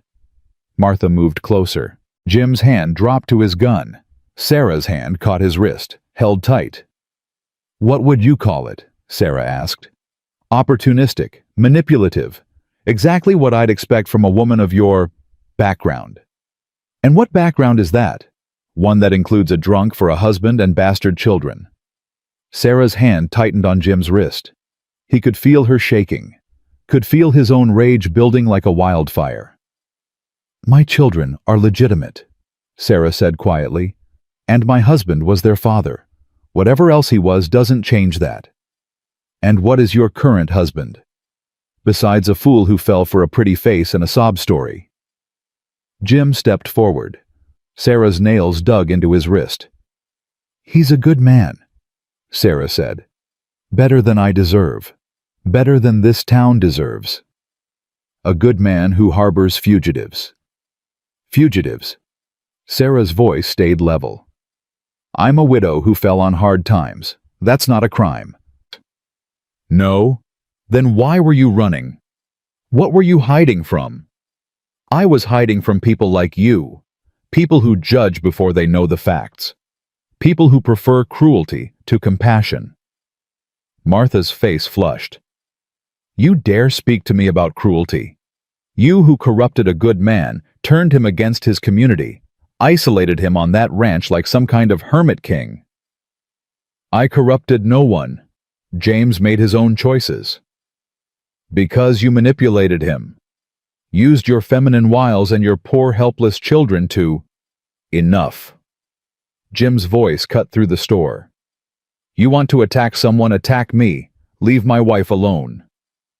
Your wife. Martha laughed. A wife of convenience. A business arrangement. You don't love her. How could you? You barely know her. You're right. I barely know her. Jim stepped forward, putting himself between Sarah and Martha. But what I do know, she's stronger than anyone I've ever met. She's a better mother than most. She makes a house feel like a home. And yeah, maybe I don't love her yet. But I'm working on it. And when I get there, it'll be real. More real than anything you've ever felt. Silence. Complete and total. Martha's face went white, then red. You'll regret this, Caldwell. Both of you. This territory has no room for people like you. Then maybe we don't want to be part of this territory. Where will you go? Who will take you? You think other towns will be more welcoming to your little arrangement? She leaned in close. You're trapped, both of you, and eventually you'll turn on each other. She'll resent you for not being enough. You'll resent her for needing too much. Those children will grow up warped and broken, and it'll be your fault. Both of you. The clerk reappeared with their supplies. Your order's ready, Mrs. Caldwell. Sarah moved mechanically, started gathering bags. Jim helped her, his hands shaking with suppressed rage. They loaded everything paid and left without another word. Outside, Sarah made it 3 steps before her legs gave out. Jim caught her, held her while she shook. I'm sorry, she gasped. I thought I could handle it. I thought... You did handle it. You were amazing. She said, I don't care what she said. None of it's true. But what if it is? What if we do resent each other? What if the children... Sarah, look at me. He waited until she did. That woman is poison. Everything she said was designed to hurt us. Don't let her win. She already won. She made me doubt us. Then we prove her wrong. Every single day. We wake up and choose each other and build something so strong her words can't touch it. Sarah's eyes searched his. You really think we can do that? I have to believe we can, because the alternative is giving up, and I'm done giving up. They loaded the supplies onto the horses, started the ride home. Halfway there, Sarah spoke. Did you mean it? Mean what? What you said, about working on loving me. Jim's hands tightened on the reins. This was the moment. Tell the truth or keep hiding. He could play it safe, say he meant it as a figure of speech, protect himself from vulnerability. Yeah, he said instead. I meant it. Are you close to getting there? He looked at her, really looked. Saw the woman who'd shown up on his porch dying but defiant. Who'd worked beside him building a room. Who'd married him to protect her children. Who'd faced down Martha Blackwood with nothing but dignity and strength. Sarah, I've been in love with you since the first morning you made me breakfast. She stopped her horse, stared at him. What? You heard me. But you said you told Martha. I lied. To protect you. To protect me. Because admitting it makes it real, and real things can be taken away. His voice cracked. I love you. I love Tommy. I love Rose. And it terrifies me more than anything I've ever felt. But there it is. The truth. Tears streamed down Sarah's face. You love me. Yeah. Why? Because you're strong. Because you're kind. Because you make me want to be better than I am. James. She moved her horse closer. I love you too. You don't have to say that just because. I'm not. I love you. I've been fighting it because I thought it was too soon, too fast, too impossible. But I can't fight it anymore. I love you. They kissed right there on the trail, horses standing patient, the world falling away until it was just them, just this, just the truth they'd both been too afraid to speak. When they pulled apart, they were both crying, both laughing, both terrified and exhilarated in equal measure. What do we do now? Sarah asked. We go home. We tell the children. We figure out the rest as we go. Just like that. Just like that. They rode the rest of the way in silence, but it was different now. Not tense, not scared. Just two people who'd finally stopped running from the truth. Home appeared over the ridge. Smoke from the chimney. Lights in the windows. Tommy and Rose waiting at the door, relief flooding their faces when they saw their parents returning. Parents. Both of them. Jim and Sarah dismounted. The children ran to them. They caught them, held them, a family complete and complicated and absolutely worth fighting for. Did you get supplies? Tommy asked. We did. Did anyone hurt you? No, son. We're fine. Rose hugged Sarah's legs. I missed you, Mama.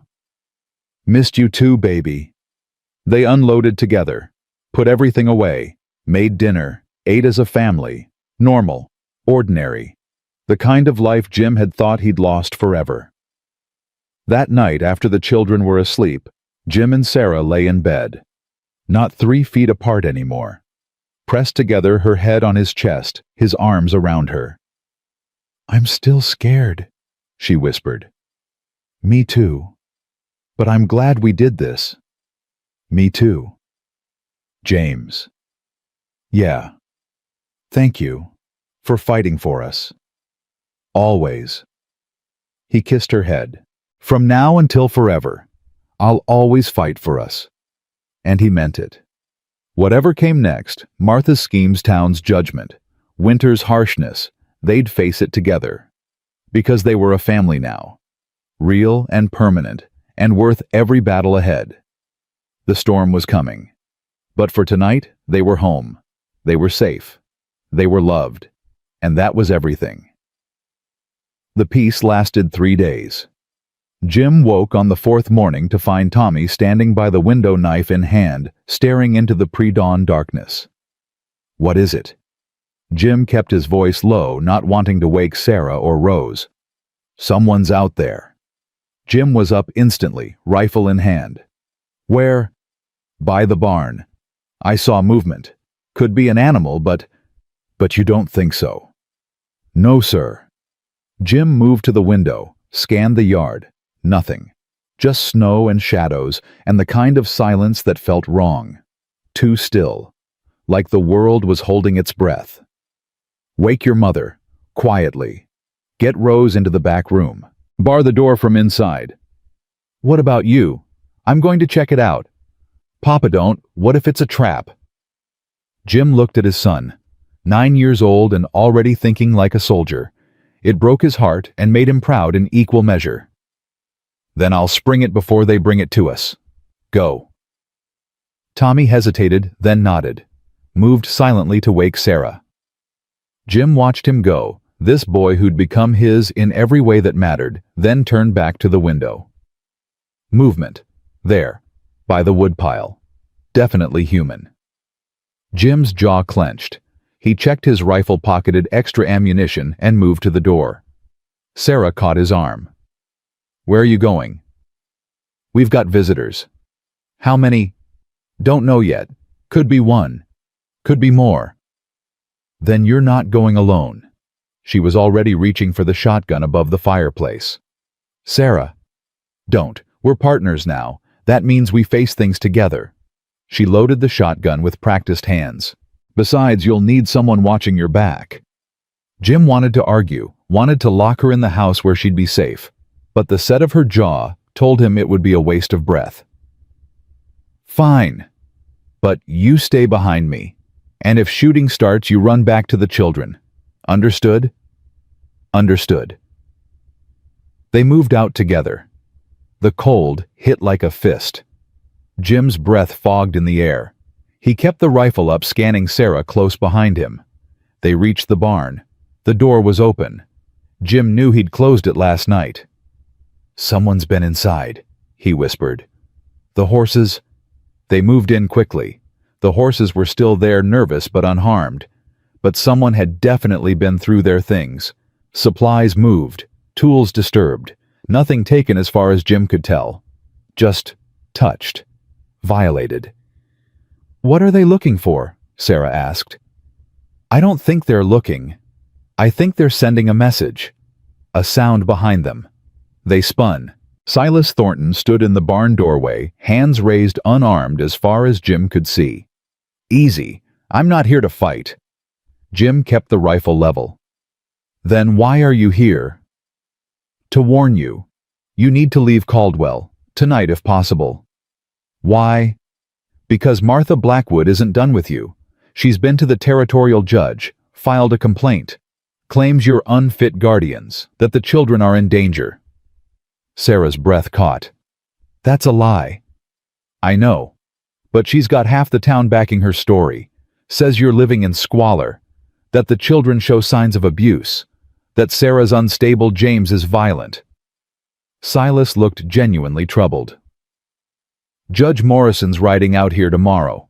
With the sheriff. They're going to inspect the property, interview the children. And if they find any evidence, any excuse at all, they'll take Tommy and Rose." Jim's world tilted. "On what grounds?" "Martha's claiming Tommy has unexplained bruises. That Rose is malnourished. That Sarah shows signs of being held against her will." "That's insane. We just saw them in town 3 days ago. They were fine." "Martha says that was before. That things have deteriorated since. That you've become violent, abusive." Silas moved closer. "Look, I know it's all lies. But Morrison's inclined to believe her. He owes the Blackwood family favors, and he's looking for an excuse to make an example of you." "Why?" Sarah's voice shook. "What did we do to deserve this? You embarrassed her, made her look foolish. Martha Blackwood doesn't forgive that." Silas looked at Jim. "Take the children and run. Tonight. Head to Colorado or Montana. Start over somewhere they don't know you." "We're not running." "Then you'll lose. Morrison will take those kids. Put them in an orphanage or worse, give them to a family he approves of. You'll never see them again." Jim's hands tightened on the rifle. Every instinct screamed at him to fight, to stand his ground, to dare them to try. But he looked at Sarah and saw the fear in her eyes, the memories of everything she'd already lost. "How long do we have?" he asked. "Judge arrives at noon tomorrow, maybe 14 hours. Silas backed toward the door. "I shouldn't have come. If anyone finds out I warned you." "Why did you?" Sarah asked. "Why help us?" Silas stopped, looked at them both. "Because I was wrong. About a lot of things. I thought I was protecting the town's morals. Really, I was just helping Martha Blackwood punish people who didn't bow to her." He tipped his hat. "Good luck. You're going to need it." He disappeared into the darkness. Jim and Sarah stood in the barn, the weight of his words crushing them. "We have to run," Sarah whispered. "James, we have to take the children and go, right now." "No. They'll take them. You heard Silas. The judge is going to take my babies." "Our babies. And no, he's not." "How can you stop him? He has the law on his side." "Then we change the law." Jim turned to her. "Or we give him nothing to find." "What do you mean?" "We clean this place until it shines. We make sure Tommy and Rose look healthy, happy, well cared for. We prepare them for questions. And we document everything. Receipts from town, proof we've been providing for them, witnesses who can testify." "What witnesses? The whole town hates us." "Not the whole town. Silas just proved that." Jim started moving, his mind racing. "The clerk at the general store. He saw us buying supplies.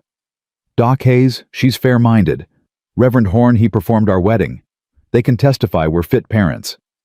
And if they won't, then we fight anyway. But I'm not running, Sarah.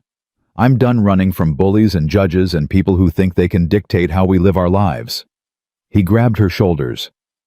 "We're going to stand here in our home with our children, and we're going to dare them to try to take what's ours." Tears streamed down Sarah's face. "What if we lose? Then we lose fighting, together." She searched his face, looking for certainty he didn't feel, but was determined to fake. Finally she nodded. "Okay, we fight." They worked through the night, cleaned the house until it gleamed, washed the children's clothes, made sure there was plenty of food visible. Jim repaired the cracked window, fixed loose boards, made everything look as respectable and stable as possible. Sarah prepared the children, explained that people would come asking questions, that they needed to tell the truth but be smart about how they told it. "What if they ask about Papa Daniel?" Tommy asked quietly. Sarah knelt down. "You tell them your father died. You tell them it was hard, but you don't tell them about the hitting." Tommy's voice was flat. "I know, Mama. We're not supposed to talk about that. Not because it didn't happen, but because some people won't understand. They'll twist it, use it against us." "That's not fair." "No, it's not. But fair doesn't matter right now. Keeping our family together matters." Rose tugged Sarah's sleeve. "Are they going to take us away from Papa? Not if we're smart. Not if we're brave." "I can be brave."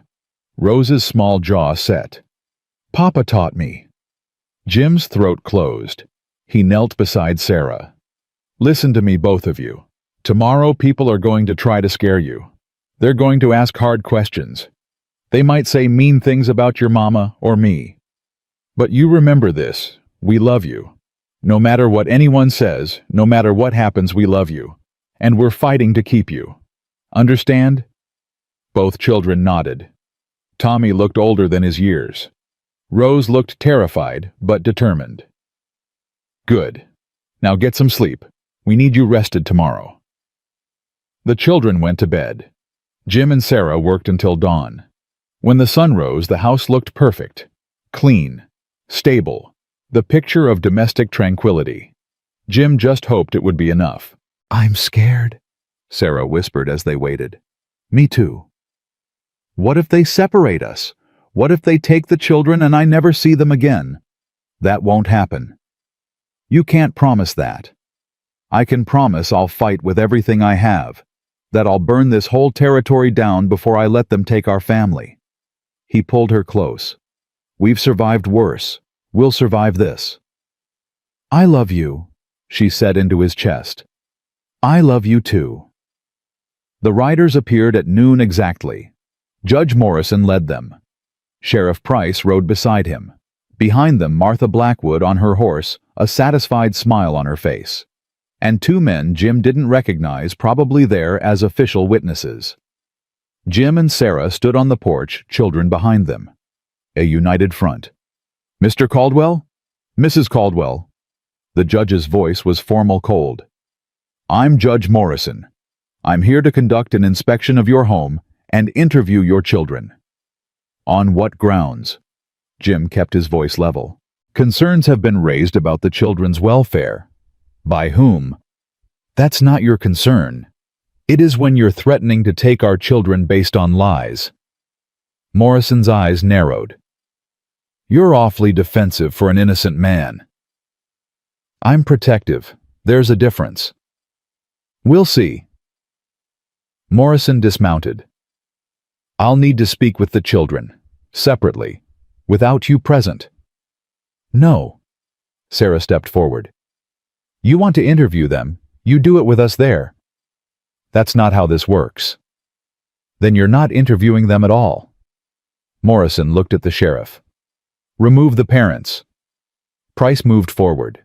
Jim raised his rifle, not pointing at anyone, just present. "Touch my wife, and we're going to have a problem. You're threatening an officer of the law." "I'm protecting my family from harassment." They stood at an impasse. Morrison's face reddened. Martha spoke from her horse. "This is exactly what I told you, Judge. He's violent, unstable. Those children are living in fear." "Are you children?" Morrison called out. "Are you afraid of Mr. Caldwell?" Rose stepped forward, small but fierce. "No, Papa keeps us safe." "Papa?" Morrison's eyebrow raised. "He's not your father." "Yes, he is." Tommy joined his sister. "He married our mama. He takes care of us. He teaches me things. He loves us. That makes him our papa." Morrison studied them both. Jim could see him looking for signs of coaching, of fear of anything he could use. But Tommy and Rose stood tall, holding hands, telling the simple truth. "I'd like to see the house," Morrison said. "Fine." Sarah opened the door. "But we're coming with you." They all went inside. Morrison walked through, slowly inspecting everything. The clean kitchen, the stocked pantry, the children's room with their beds, their toys, their drawings on the wall. He looked in every corner, every closet, searching for something to condemn. He found nothing. "The children look healthy," he admitted grudgingly. "Because they are," Jim said, "and the house is clean. We take care of what's ours." Morrison turned to Martha. "You said they were living in squalor. They must have cleaned up before you arrived." Martha's voice had an edge of desperation. "But I've seen it before. Filthy. Dangerous." "When?" Sarah challenged. "When have you seen our home? I don't need to see it to know." "So you lied. To a judge. To try to steal our children." Sarah's voice was steel. "That's slander. Defamation. And if you cost me my family based on lies, I will spend the rest of my life making you pay for it." Martha's face went white, then red. "You can't threaten me." "It's not a threat. It's a promise." Morrison held up his hand. "Enough, both of you." He looked at Jim and Sarah. "I'll need character references. People who can vouch for your fitness as parents." "We have them." Jim pulled out papers. Names, statements, signatures he'd collected before dawn by writing to every decent person he knew and begging them to help. The store clerk, Doc Hayes, even Reverend Horn, who'd written a lengthy testimony about the wedding, about seeing the family together, about believing they were genuine. Morrison read through them slowly. His expression shifted from skeptical to thoughtful to resigned. "These are compelling," he admitted. "Because they're true," Sarah said. Morrison looked at Martha. "Do you have evidence to contradict these statements?" "I have my observations." which are biased and self-serving. Morrison folded the papers. Mrs. Blackwood, I've known you for 20 years. You're a pillar of this community. But in this case, I believe you're wrong. Martha's face went slack. What? These children are clearly well cared for. The home is clean and safe. The parents, while unconventional in their courtship, are legally married and providing adequate care. He looked at Jim and Sarah. I see no reason to remove the children from this home. Sarah collapsed against Jim. He held her while she sobbed with relief. Tommy and Rose ran to them, and they held each other, a family intact against all odds. This isn't over, Martha hissed. I'll appeal. I'll find other judges. You'll do nothing. Morrison's voice went hard. Or I'll charge you with filing false reports and wasting the court's time. Do you understand me, Martha? She stared at him, fury and disbelief warring on her face. Finally, she jerked her horse around and rode off without another word. Morrison mounted his horse, looked down at Jim. You made enemies today. I made them weeks ago. Today I just kept my family. Watch yourself. Martha Blackwood doesn't forgive, and she has a long memory. So do I. Morrison almost smiled. Then he tipped his hat and rode away, the sheriff and witnesses following. Jim and Sarah and the children stood in the yard, holding each other, hardly daring to believe they'd won. Is it really over? Tommy whispered. For now, Jim said. But they'll come back. Maybe, probably, but we'll be ready. That night, they celebrated. Real celebration. Sarah made a feast from their supplies. They ate until they were stuffed. Tommy taught Rose a card game. Jim watched his family, this impossible, miraculous family, and felt something shift in his chest. Happiness. Pure, uncomplicated happiness. He'd thought he'd never feel it again. What are you smiling about? Sarah asked. You, them, this. We almost lost it. But we didn't. Because you fought. Because we fought. Together. He pulled her close. That's the difference. This time I wasn't alone. They put the children to bed. Tucked them in, told them stories, promised them safety they'd fought tooth and nail to guarantee. When the children were asleep, Jim and Sarah stood in the doorway watching them breathe. I was so scared, Sarah whispered. When Morrison said he wanted to interview them separately, I thought, I know. If we'd lost them, I wouldn't have survived it. Yes, you would have. You're the strongest person I know. She turned to face him. I'm only strong because you make me feel safe. Before you, I was just surviving. Running. Barely holding on. Tears spilled down her cheeks. You gave me a reason to stop running. You gave us a home. Jim wiped her tears. You gave me a reason to start living again. For 7 years, I was just a ghost. Going through motions. Waiting to die. Then you showed up on my porch, and everything changed. Was it worth it? All the fighting, all the trouble? He looked past her at the sleeping children. At this house they'd defended together. At the life they'd built from nothing but desperation and hope. Every single second, he said. They made love that night. Really made love, not just sharing a bed, but sharing themselves. Slow and tender and real. Two broken people putting their pieces back together with gentle hands and whispered promises. Afterward, they lay tangled together, Sarah's head on Jim's chest, his fingers in her hair. What happens now? She asked. We keep living. We raise the children. We work the ranch. We grow old together if we're lucky. What about Martha? What about the town? Let them talk. Let them judge. We know the truth. And if they come after us again, then we fight again. And we'll keep fighting as long as we have to. He kissed her head. But I don't think they will. Morrison shut her down hard today. That'll make others think twice. I hope you're right. Even if I'm not, we'll be okay. Because we have something they don't. What's that? Love, real love. The kind that survives fires and fights and judgmental old women. The kind that builds homes and raises children and makes life worth living. Sarah lifted her head, looked at him with those eyes that saw everything. I love you, James Caldwell. I love you, Sarah Caldwell. They sealed it with a kiss. Then they slept wrapped around each other, safe and home, and finally at peace. Spring came early that year. The snow melted. Wildflowers pushed through mud. Jim taught Tommy to rope and ride. Sarah planted a garden with Rose, teaching her about seeds and patience and growth. The town slowly thawed toward them. Not everyone. Martha Blackwood would hate them until her dying day.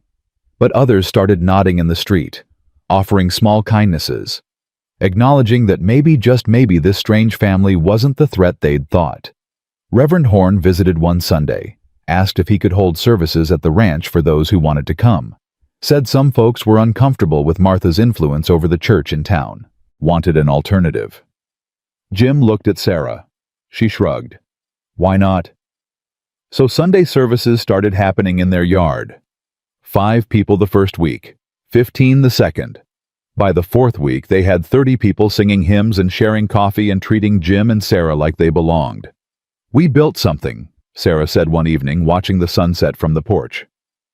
What's that? A community. A real one. Based on acceptance instead of judgment. Jim pulled her close. We built more than that. We built a life. A good one. Think it'll last? I think we'll fight to make it last. That's all anyone can do. Tommy and Rose ran by, chasing each other, laughing.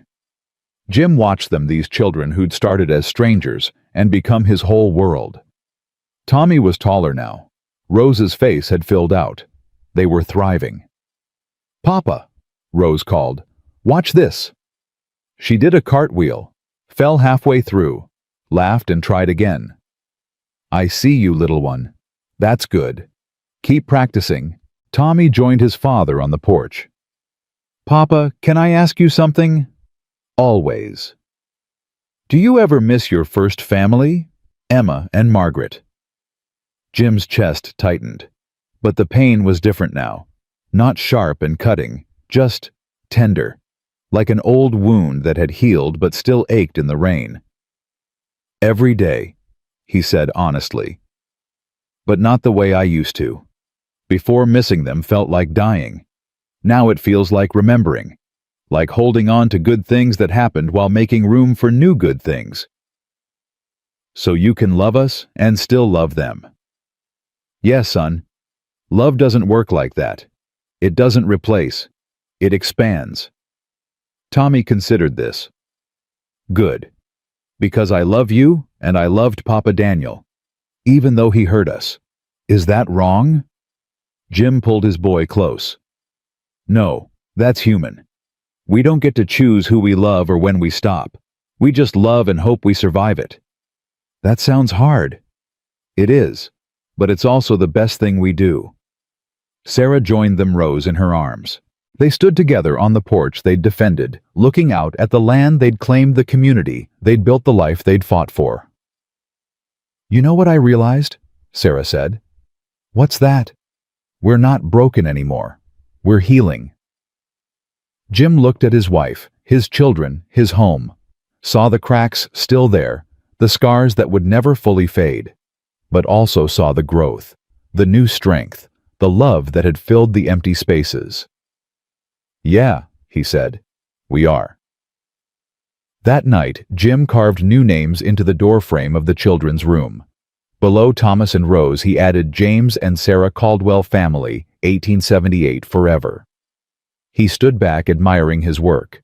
Sarah appeared beside him. Forever's a long time, she said. Good thing we're stubborn. She laughed, kissed him. They stood in the doorway while their children slept, while the fire crackled, while the world outside remained cold and judgmental and difficult.